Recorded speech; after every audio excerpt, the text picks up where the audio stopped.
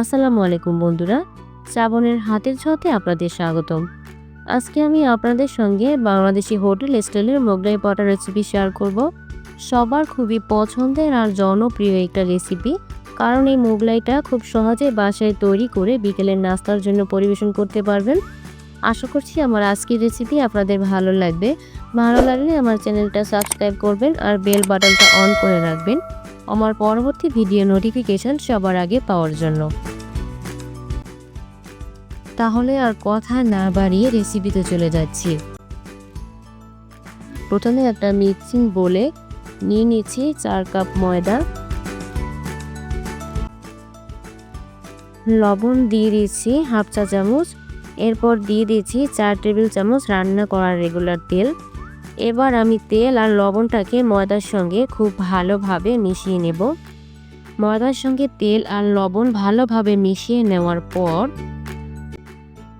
হালকা কুসুম গরম পানি দিয়ে একটা ডো তৈরি করে নেব। পানির পরিমাণটা আমি বলছি না, কারণ পানির পরিমাণটা কম বেশি লাগতে পারে। একসঙ্গে অনেক পানি অ্যাড না করে অল্প অল্প করে পানি অ্যাড করে ডোটাকে তৈরি করে নিতে হবে। আমার ডোটা এখন তৈরি হয়ে গেছে। ডোটাকে ভালোভাবে মথে নেওয়ার পর ডোর উপর সামান্য তেল দিয়ে মেখে দিচ্ছি, এতে করে ডোটা আরও সফট হবে, উপর থেকে ড্রাই হয়ে যাবে না। এরপর আমি একটা প্লেট দিয়ে ডোটাকে ঢেকে রেখে দিচ্ছি 10 থেকে 15 মিনিটের জন্য। এরই মধ্যে আমি ডিমগুলোকে রেডি করে নিব। এখানে আমি নিয়ে নিচ্ছি 5টা ডিম। ডিমগুলো একে একে ভেঙে নিচ্ছি।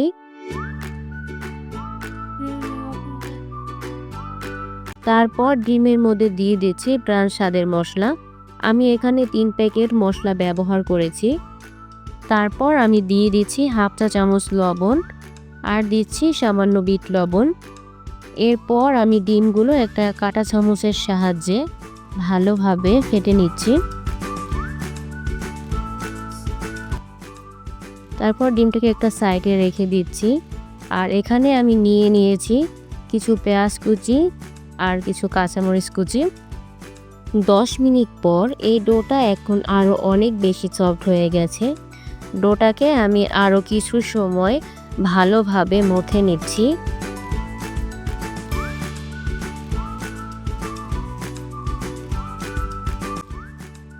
এই ডোটা থেকে আমি যতগুলো মোগলাই তৈরি করব, তত ভাগে এই লেচিগুলোকে আলাদা করে কেটে নিচ্ছি। আমি এখানে 6টা লেচি কেটে নিয়েছি। আপনারা চাইলে আরও ছোট কিংবা বড় সাইজের করে নিতে পারেন আপনাদের পছন্দ অনুযায়ী।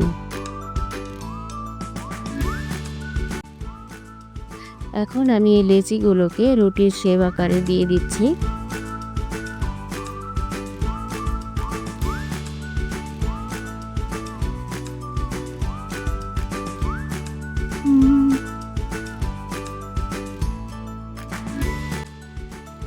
এবার আমি একটা লেচি নিয়েছি রুটি তৈরি করার জন্য।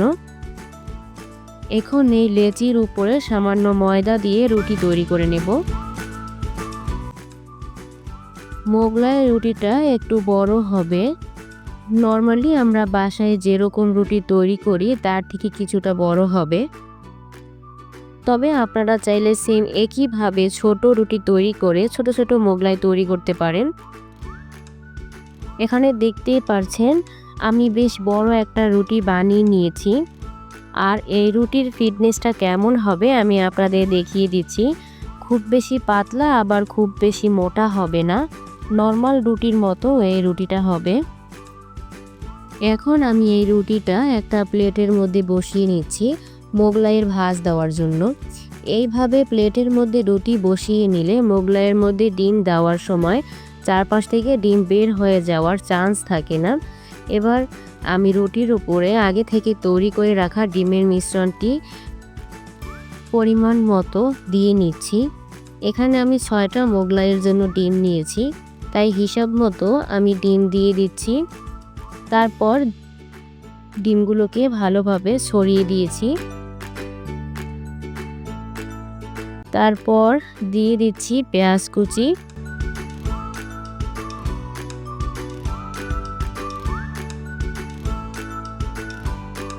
দিয়ে দিচ্ছি কাঁচামরিচ কুচি।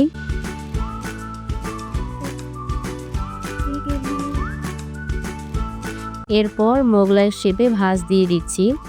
ভাঁজ দেওয়ার সময় দেখতেই পাচ্ছেন আমি হাতে পানি নিয়ে ভাঁজের উপরে দিয়ে দিচ্ছি।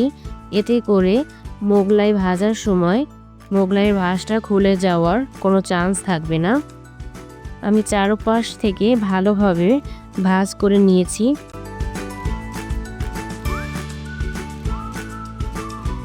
এবার আমি সাবধানে পরোটাটা তুলে নিয়েছি। আগে থেকে একটা কড়াইতে তেল গরম দিয়ে নিয়েছিলাম। তারপর সাবধানে তেলে পরোটাটা ছেড়ে দিচ্ছি। তেলে ছেড়ে দেওয়ার আগে একটা বিষয় খেয়াল রাখতে হবে, যে পাশ থেকে আমি মোগলাইয়ের ভাঁজটা দিয়েছি ভাঁজের পাশটা নিচের দিকে থাকবে। এতে করে পরোটাটা খুলে যাওয়ার আর কোনো ভয় থাকবে না। তেলটাকে কিন্তু অতিরিক্ত গরম করে নেওয়া যাবে না, তাহলে উপর থেকে খুব তাড়াতাড়ি কালার চলে আসবে, ভেতর থেকে পরোটা সিদ্ধ হবে না। এভাবে করে পরোটাটা উল্টে পাল্টে ভেজে নিতে হবে লালচে ভাব চলে আসার আগ পর্যন্ত। আমার এই মোগলাই পরোটাটা ভাজা হয়ে গেছে। আমি তেল ঝারিয়ে পরোটাটা তুলে নিচ্ছি। আমি এইভাবে করে সবগুলো মোগলাই পরোটা ভেজে নিয়েছি। এবার পরোটা হালকা ঠান্ডা হওয়ার পর আমি মোগলাইগুলো কেটে নিচ্ছি। মোগলাইগুলো আমি ছোট ছোট করে কেটে নিচ্ছি। আপনারা চাইলে আপনাদের পছন্দ মতো যে কোনো সাইজে কেটে নিতে পারেন। দেখতেই পাচ্ছেন একদম হোটেলের মতো করে বাসায় মোগলাই তৈরি করা কতটা সহজ। বিকেলের নাস্তার জন্য ঝটপটভাবে বাসায় তৈরি করে নিতে পারবেন এই মোগলাইটা। আশা করি আমার এই মোগলাই রেসিপিটা আপনাদের ভালো লেগেছে। যদি ভালো লেগে থাকে তাহলে অবশ্যই বাসায় ট্রাই করবেন। আমার এই রেসিপিটি কেমন লাগলো কমেন্টে অবশ্যই জানাবেন। আজ এ পর্যন্ত, দেখা হচ্ছে নতুন কোনো ভিডিওতে। সে পর্যন্ত ভালো থাকবেন, সুস্থ থাকবেন। আল্লাহ হাফেজ।